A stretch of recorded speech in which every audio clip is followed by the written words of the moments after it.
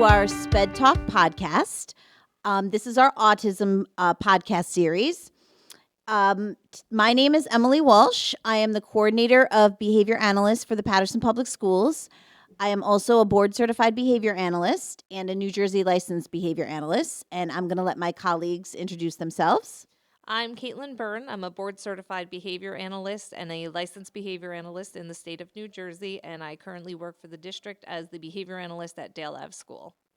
Hi, my name is Tracy Acosta, Special Education Supervisor here at Patterson Public Schools, and I currently serve at Dale Avenue and School Number 2. So, this is our second episode in our autism series, and we are going to be talking about functional communication and ways you can use functional communication and teach functional communication in the home.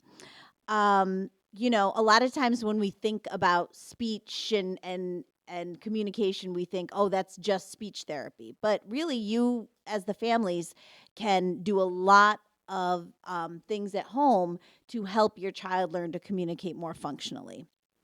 So I just want to ask, does communication always involve spoken language? So it doesn't. If we think about us as adults, we use different forms of communication. If I wanted you to look somewhere, I would point. So it's not it's not me just telling you saying look over there. It might be a point where I'm showing you what I want.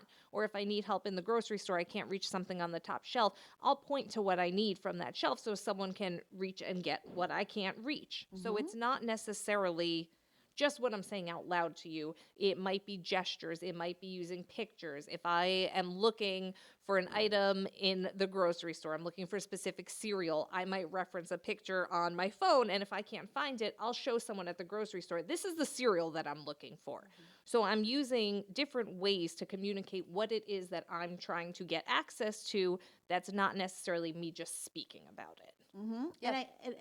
Go ahead, Trace. I was going to say, think about that baby who hasn't yet developed language, and they still find ways to communicate. They drop a toy on the floor, or they see the bottle that they want across the room, and they look at that bottle and look at mom, and look at the bottle and look at mom. That's their way of communicating, even though they don't have that language.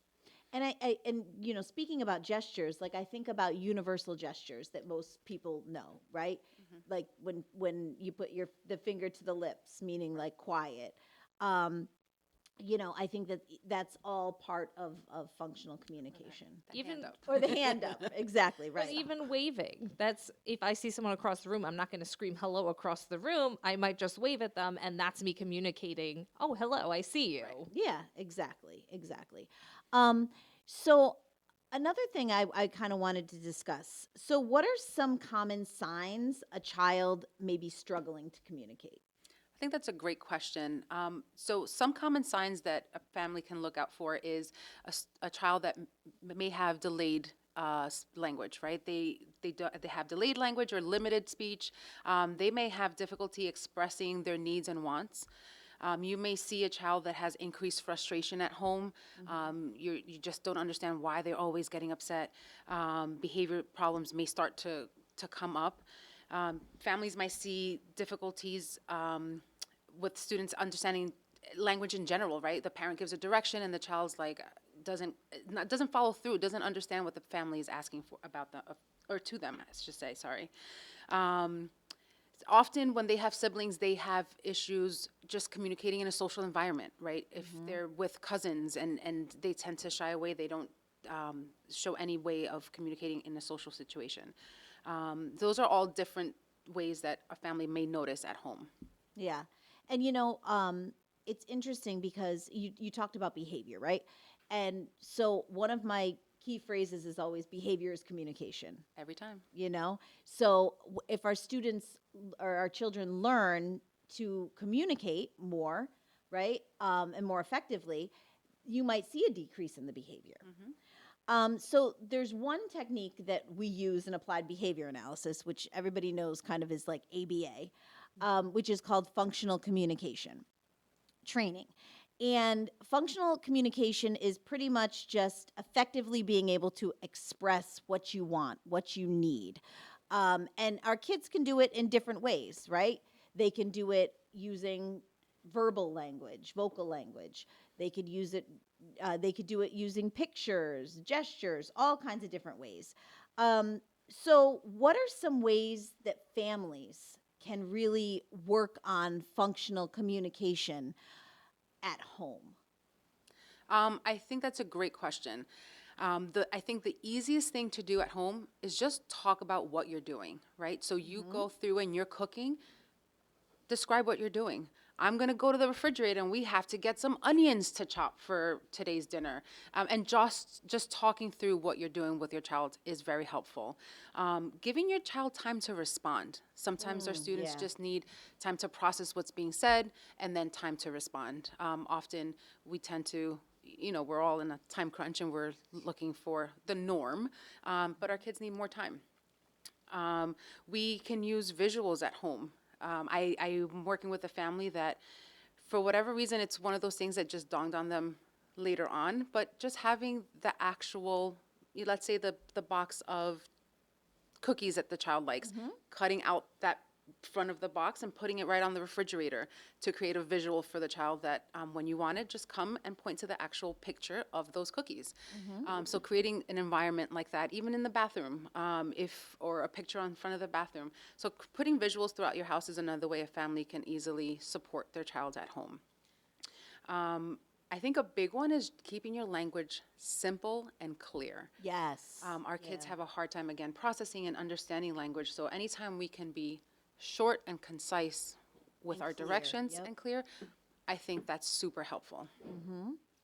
And even encouraging, if they are using gestures or a point to try and get access to what they want, labeling that item for them. So they're connecting that language piece to, them requesting, them trying to get access to that item. Absolutely. I think that any opportunity you can go back and ask the school, well, what are you guys doing to help facilitate this language or help develop this language so that the parent can do it at home is a great opportunity, right? We all always looking for our parents to come back and ask us, what are you guys doing in school so we can bridge that gap? If we're doing visuals, we want to make pictures for you at home that are meaningful for your home and your situation. So if there's certain snacks or certain activities that they like to do at home, let us know. We'll print those for you. We'll get them for you so you can have them available so the child can communicate a little bit easier at home. And I think it's important too that we don't just do for the children, right? Great point. So a lot of times, when we notice that our kids have a hard time communicating, we'll just do things. We'll just take them to the bathroom. We'll just give them the snack. We'll just give them water, right? As opposed to really trying to get them to communicate that's what they want, that's what they need. And even just, and I'm going to get into kind of how we can model, right? How we can model for our students and prompt and cue for them to be able to request it. So if they do have vocal language, right, being able to say, I want juice. But they might not just come out and say, I want juice, right? Or just say juice. Right. We might need to say, all right, juice, and then have them say juice, and then we give them the juice, right? Or even, because a lot of times I find, if sometimes the parents will just give them the item, right? And sometimes the kids become so independent they just go and get the item themselves. Yeah. And we're like, oh, they're independent, they're doing great, they're going to the refrigerator and getting juice, or they're going to the cupboard and they're getting cookies. But we really want to get them to communicate what they want and what they need, or even that they're hungry or thirsty, things like that. So still keep those visuals on the fridge, but keep those cookies high up in the cupboard so they can't just grab it off the cupboard. They have to come find someone and tell them that they want those things. And that's the goal, is to have them become more independent, but they're not always going to know where everything is. So Yep. going back to the supermarket, if you're out in the community and they want a specific item, but they might not know where it is. So we want to teach them that way to communicate what it is exactly that they need. So they're able to communicate to either a parent, a sibling, what it is that they need. Well, and think about it even at school, right? So say at home, they just go and get what they want, right? Then they come to school, but they can't just go and get what they want all the time. Right. So they have to learn, how to request what they need or what they want. whether it is vocally, whether it is through pictures. Some of our kids have those devices, right, that they use to communicate as well. And again, I want to jump over to modeling, right? So as soon as babies are born, the families, those are the model, right? They're the parents and the siblings and the families are modeling for that baby, and they're learning through those models. It's similar as they get older, right? So if we demonstrate specific behaviors that we want them to engage in, or specific things we want them to say, for them to imitate. So sometimes I'll hear, and I'm sure you guys have heard this before too, where you'll hear people, say cheese or say milk or say this or say that, and then what does the student usually say, or what does the child say? Say milk. Say milk, cheese. right? So they're imitating exactly what they hear. So even if you just have the cheese and you just say cheese, don't say cheese, but just say cheese, right? And then they can say cheese.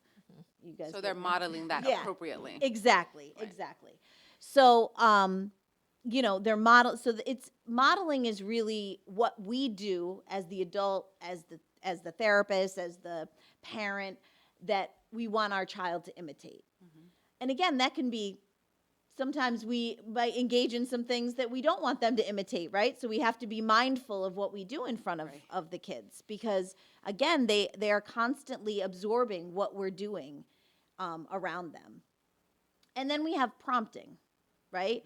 So there's different ways of prompting. Sometimes prompting can be just, telling them what to do, right? Sit down, right? It could be actually guiding them to go and sit down if we want them to do something.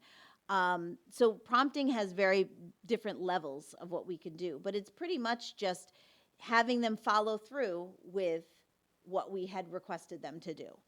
And then cueing is actually giving them the instruction, and then they kind of have to figure it out themselves.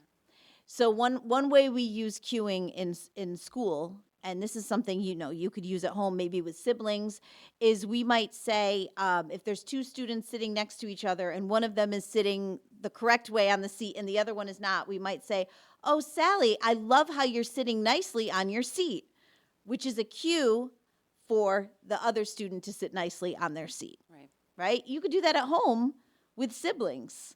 Oh, if you two are siblings, and I say, "Tracy, I love how you're sitting nicely at the dinner table, eating with your fork." That's a cue for Caitlin to now be like, "Oh, I want to eat nicely with a fork at the dinner table."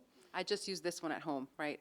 One child eats all the vegetables, the other one doesn't. You can easily say, "You ate all your vegetables, guess what? Now you can go get your dessert." Something simple like that, Yeah. but it's another cue for the other child to say, "Okay, let me eat my vegetables So now, I can get I dessert." get my dessert, yeah. Yeah, exactly. And I just think it's important because it is for parents to understand what all of this means, because the earlier you start teaching children to communicate, the less behavior you're going to probably see. Because again, like I always say, behavior is communication. And we see, like, when our students come into school and we start to teach them different ways to communicate, that we see less behavior the more that they learn that how to communicate in their environment.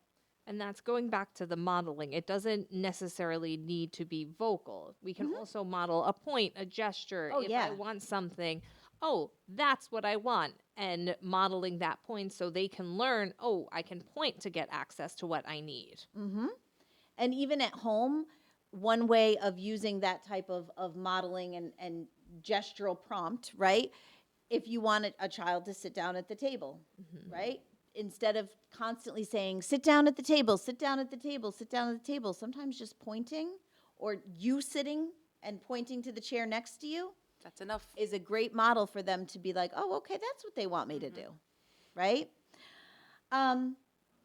So how do visual supports increase communication? So if we're using visual supports in the home, we use them at school all the time. Right. But if we use them at home, how can they support communication? So if you think about it, us as adults, we use a lot of visual supports. If you have a to-do list, a calendar with appointments, stop signs and traffic lights in the roads, those are all visual supports for us as adults to understand what needs to be done. If I see a stop sign, I'm going to stop because that's what the stop sign means.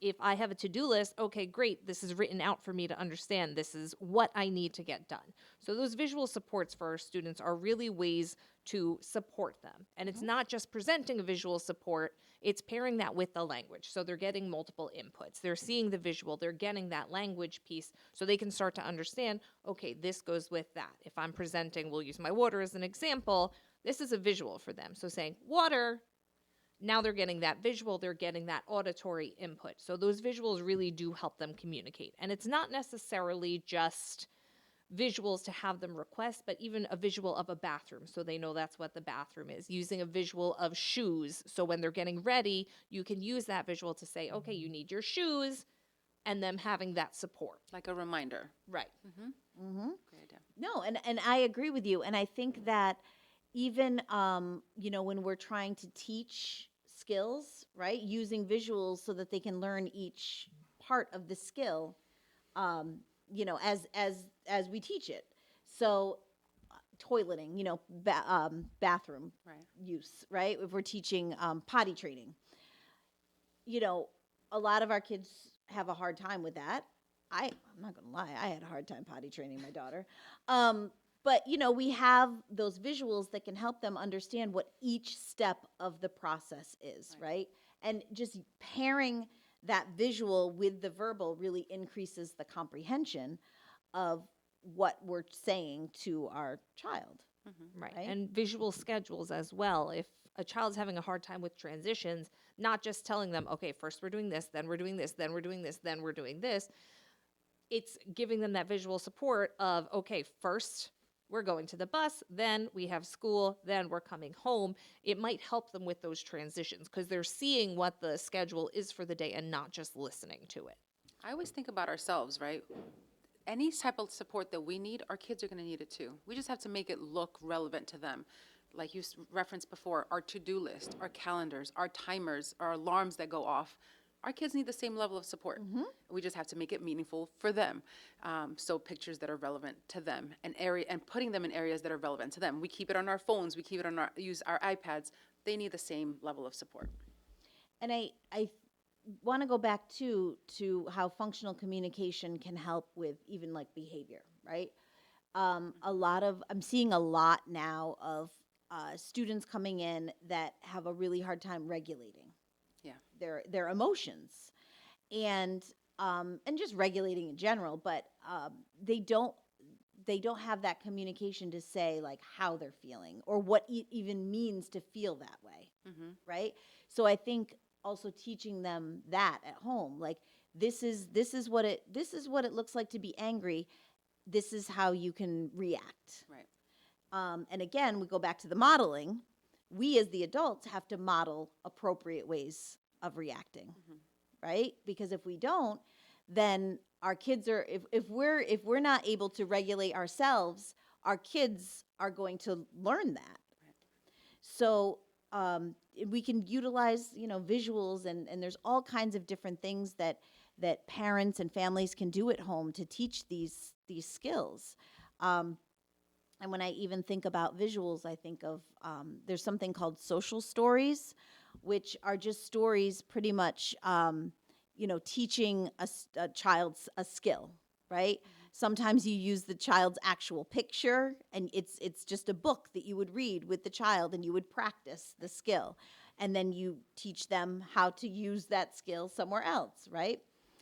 We use those a lot in school, and that's something that parents, can ask the school about if they, feel it's appropriate. Does anybody want to talk to that, like about social stories and things like that? Like you said, we use them often in school. If a parent has a situation, a scenario, going to the doctor's office is a big one for our families where kids don't like it. We can create a story where, again, we can use the actual pictures of the child. Mm-hmm. We often use cartoons, but sometimes our kids have a hard time generalizing that.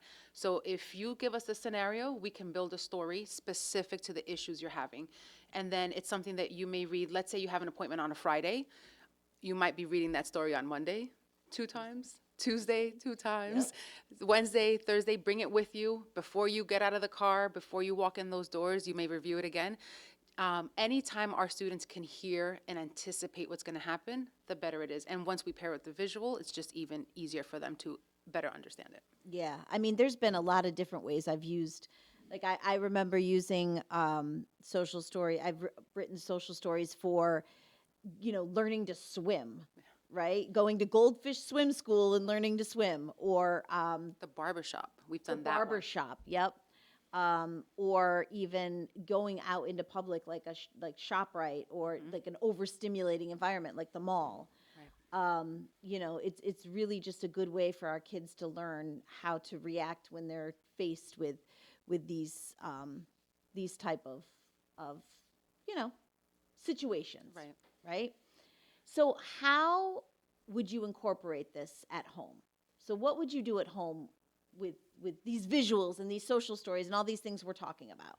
So you could implement them in different ways. If you're using a social story, before you go to, we'll say, the grocery store. So before you go to the grocery store, it can be as simple as today I'm going to the grocery store. I'm looking for and using visuals of what's on the shopping list. Or today I'm going in the car and using a picture of the car just to prepare them for that transition and what to expect when they're out.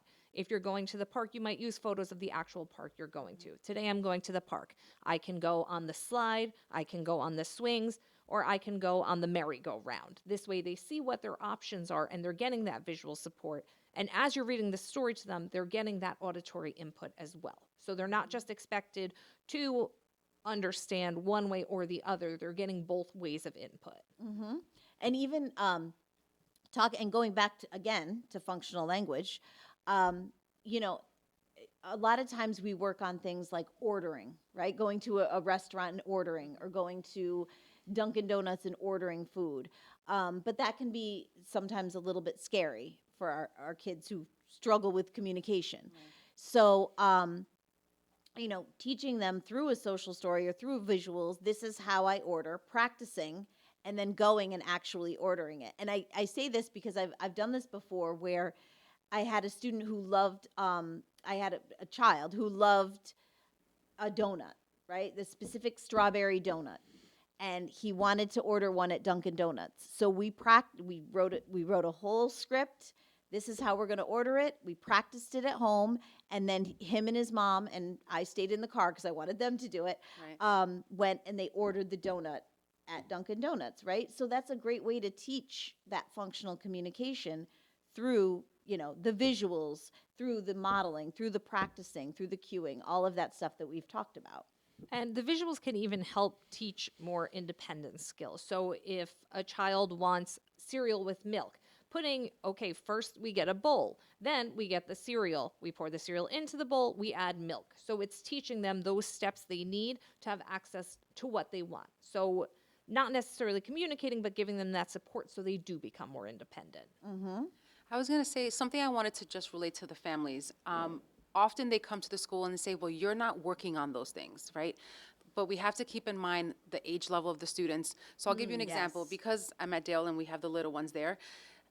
So it's not appropriate for that child to go to Dunkin' Donuts and order, right? They're still Exactly. too little. Yep. But the ways that the school is working on those things is maybe you're on the cafeteria line or it's time for lunch and your choice is milk or juice.